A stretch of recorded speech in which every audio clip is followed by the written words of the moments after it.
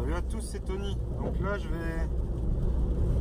c'est une vidéo un peu FAQ. Je vais répondre à Croco qui m'a posé plein de questions sur une vidéo. Donc la première, c'est il me dit est-ce que tu fais des prestations quand le client vend le matériel? Là, tu vois, je regarde, j'ai tout noté sur un papier vite fait à l'arrache, donc c'est peut-être pas ça exactement la question. Et savoir si on est perdant quand tu fais ça. Au fait, quand le client il fournit le matériel, hein, il y en a plein, ils vont dire ouais, moi ça m'intéresse pas, je suis perdant, nanana, nanana, l'assurance et tout. Mais au final, c'est du pipeau, tu vois. Si le client il te fournit le matériel, toi tu fournis la pose, bah tu es juste responsable de ta pose. Hein. Si son robinet il fuit, t'es pas responsable. Hein. Donc tu vois, moi je l'explique bien au client ça.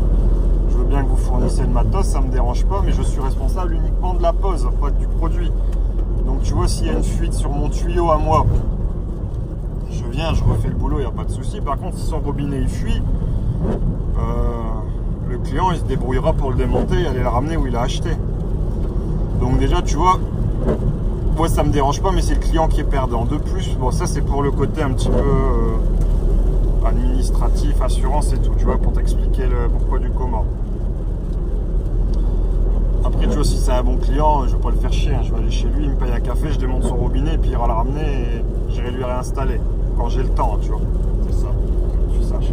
Mais j'ai aucune obligation sur ça. Ça, c'est déjà ce qu'il faut savoir.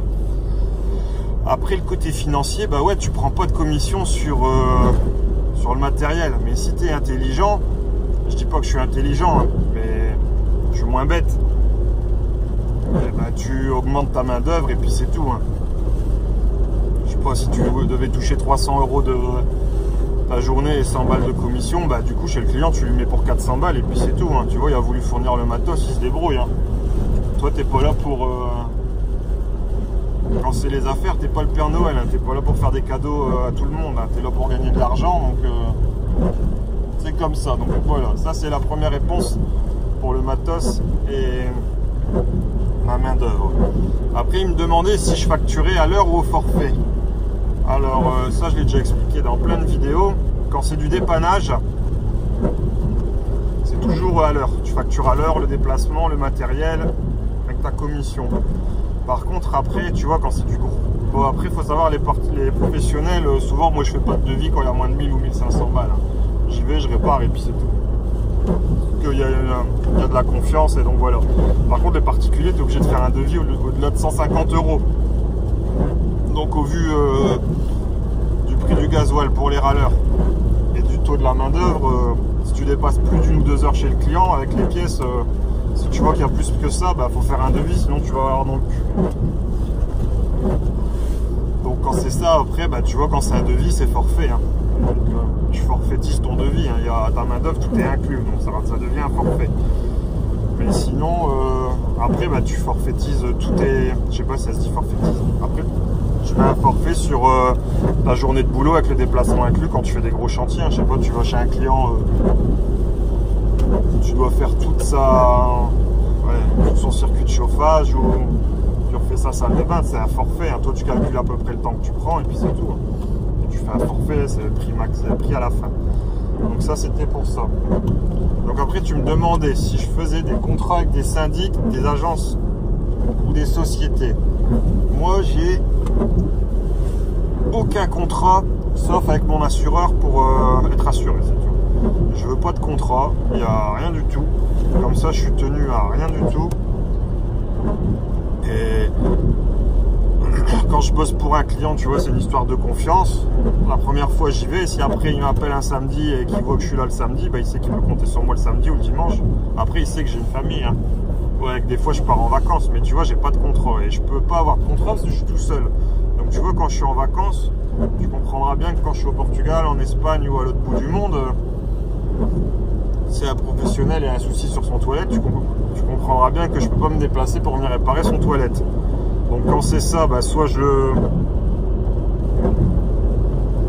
le renvoie vers un de mes collègues, ou soit je lui dis d'appeler quelqu'un d'autre, malheureusement. C'est comme ça, tu sais, nul n'est remplaçable. Hein. Donc ça, c'était pour te répondre. Et je bosse pas avec les syndics, parce que les syndics, ça m'intéresse pas. C'est beaucoup de copinage, et moi, j'aime pas ça. Donc voilà, ça c'était pour te répondre. Est-ce que je fais de la sous-traitance? Oui, j'en fais et j'en fais faire. Donc il faut savoir que mon père me sous-traite beaucoup. Donc tu vois, quand mon père il va faire une clim, je vais avec lui. Je m'occupe de la partie élec et de la partie écoulement et de la pose. Donc tu vois, là il me sous-traite, il me donne un forfait à la journée, tu vois, on s'arrange ensemble. C'est déclaré, hein. C'est pas du mano-mano. Hein. C'est déclaré, tout est bien déclaré. Donc ça, tu vois, là, du coup, moi, je suis le sous-traitant. Par contre, des fois, je suis le sous-traiteur. C'est-à-dire que, tu vois, je vais prendre un chantier. Et ben, je vais prendre mon frère, Denis. Comme ça, tu connais son prénom. Hein.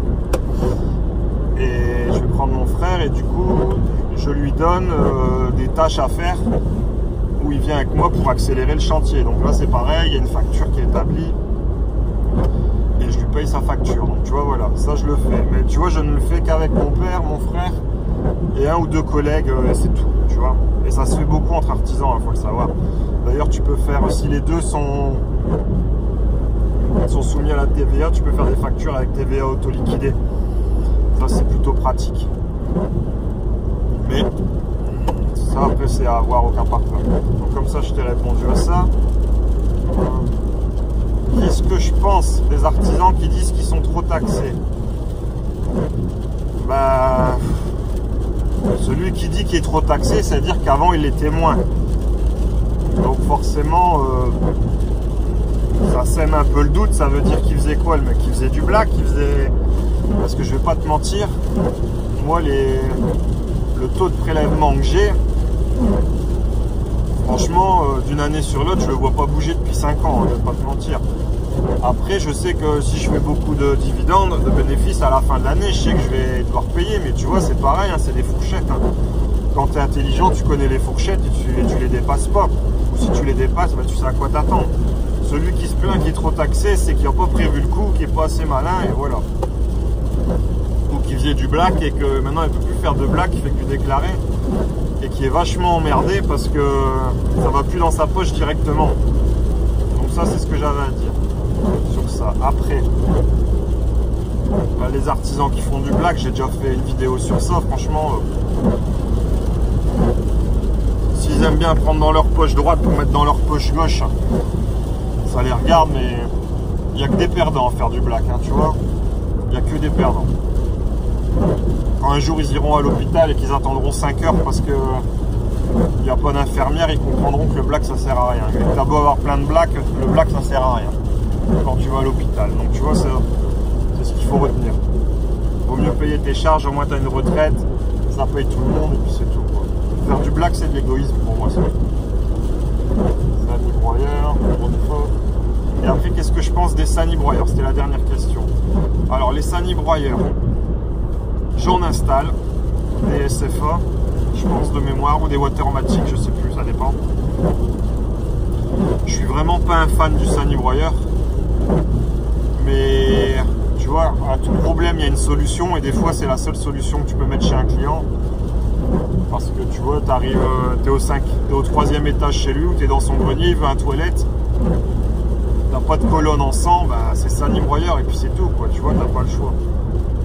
Donc quand c'est ça, bah, tu mets un sani broyeur, mais je suis vraiment pas fan. Je le fais vraiment qu'en dernier cas, et je pense j'en installe un par an, même pas un par an. Et j'ai pas trop de problèmes dessus.